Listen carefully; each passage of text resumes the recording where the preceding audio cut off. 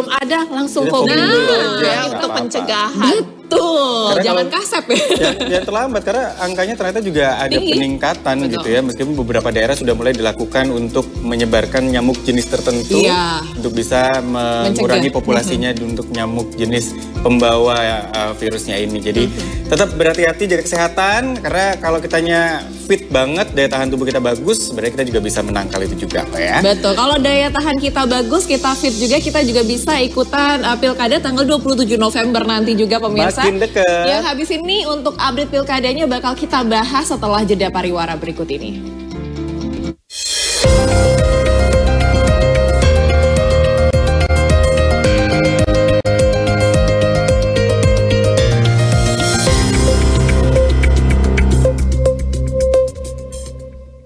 Jangan lupa saksikan acara Update Zodiak. Kita akan membuka misteri-misteri yang terjadi pada diri kita. Dari sifat, percintaan, jodoh, dan lain-lain. Senin dan Rabu, setiap jam 7 malam sampai jam 8 malam, Anda bisa saksikan di acara Update Zodiak bersama Andre So.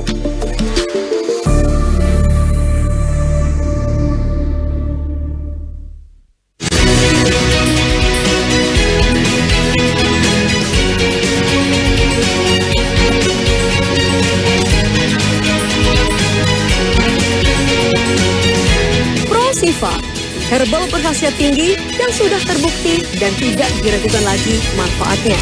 Tunggu apa lagi? Segera sembuhkan penyakit yang Anda derita dengan minum Prosiva.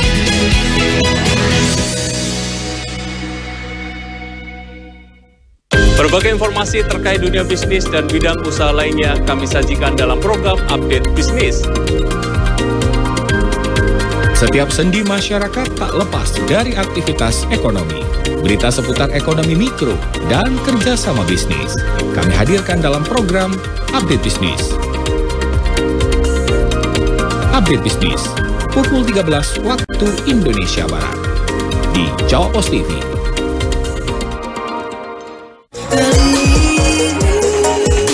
Update Makan Wena.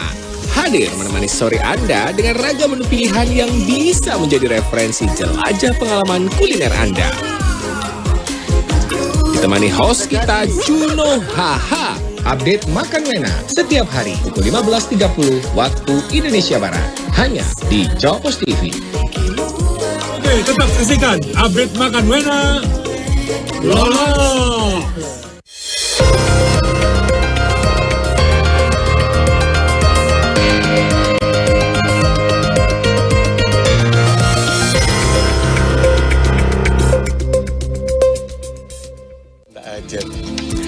Pemirsa terlebih kembali di Jawa Pos Update dan saatnya untuk kita membuka berbagai macam informasi terkait pilkada di Update Pilkada 2024.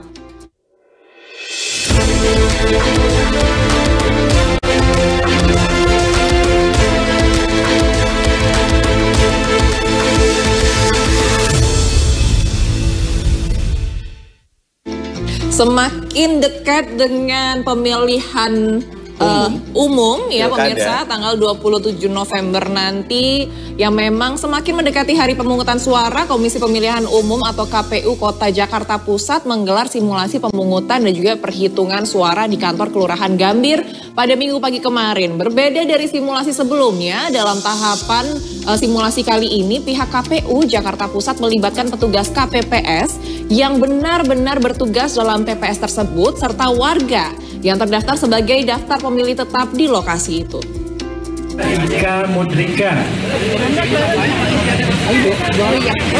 Kurang dari 2 pekan lagi, pemungutan suara Pilkada DKI Jakarta akan segera dilaksanakan. Untuk memastikan kelancaran pelaksanaan pemungutan hingga perhitungan suara tersebut, Komisi Pemilihan Umum atau KPU Kota Jakarta Pusat menggelar simulasi pemungutan dan perhitungan suara di kantor Kelurahan Gambir pada Minggu pagi.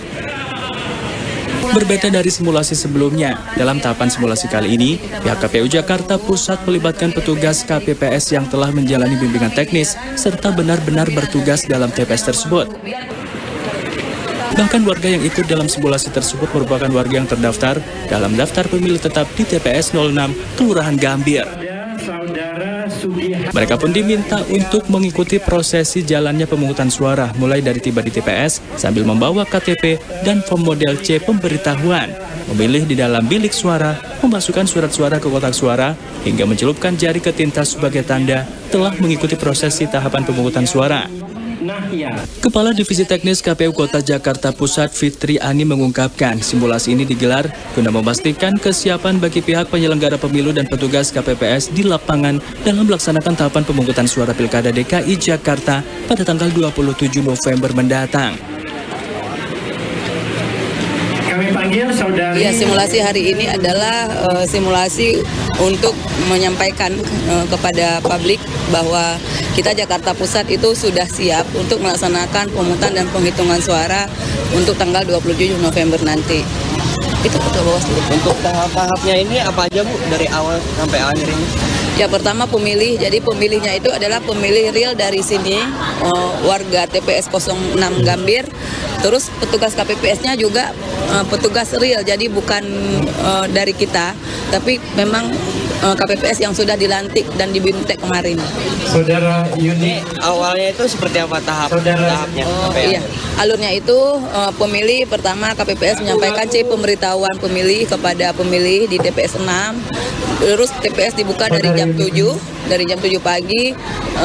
Ketua KPPS memastikan semua atribut atau logistik TPS sudah lengkap gitu kan. Kemudian nanti baru dibuka, dipastikan saksi sudah hadir, PTPS sudah hadir, baru nanti dicek kembali surat suara yang diterima sudah sesuai atau belum.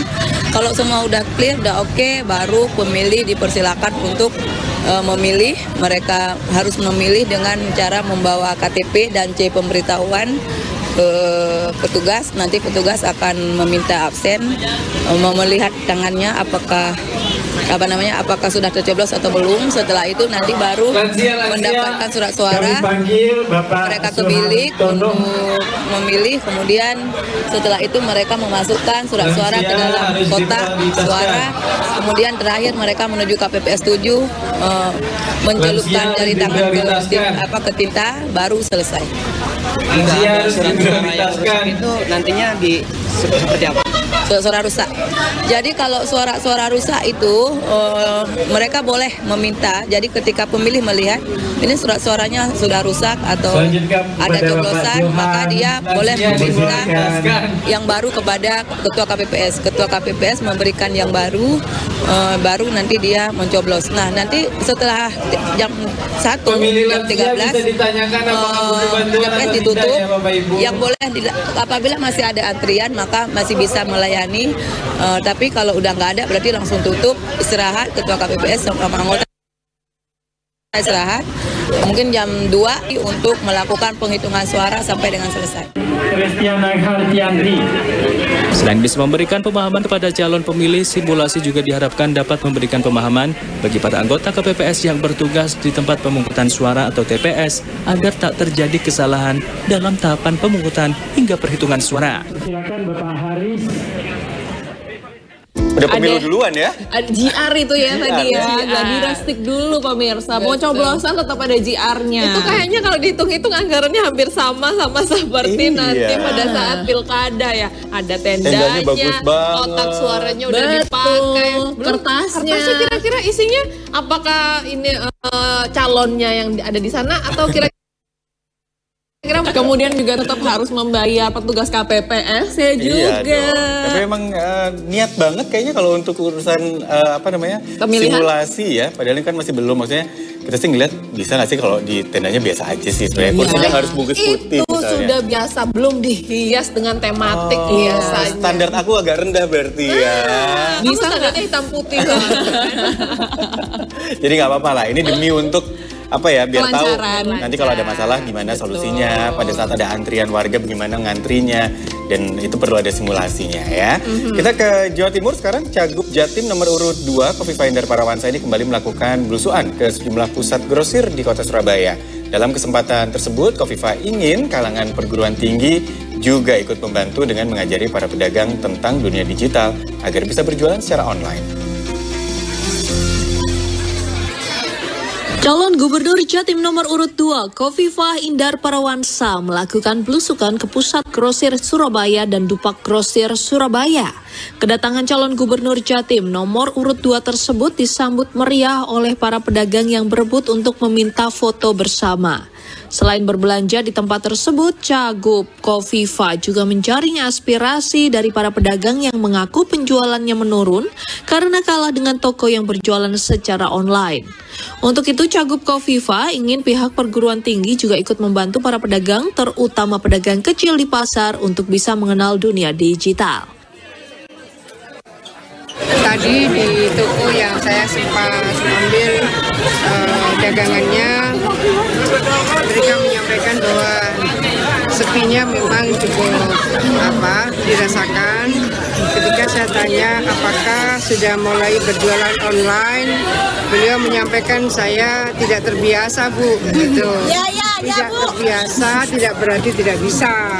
Jadi memang harus ada edukasi literasi digital.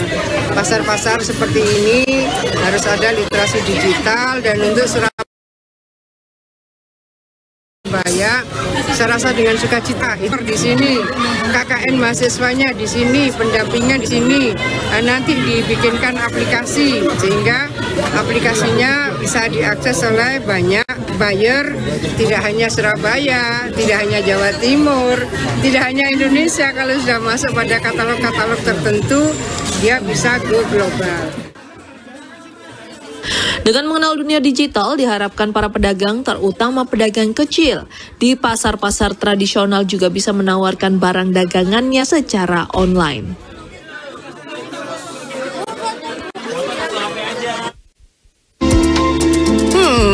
Kenapa begini gitu?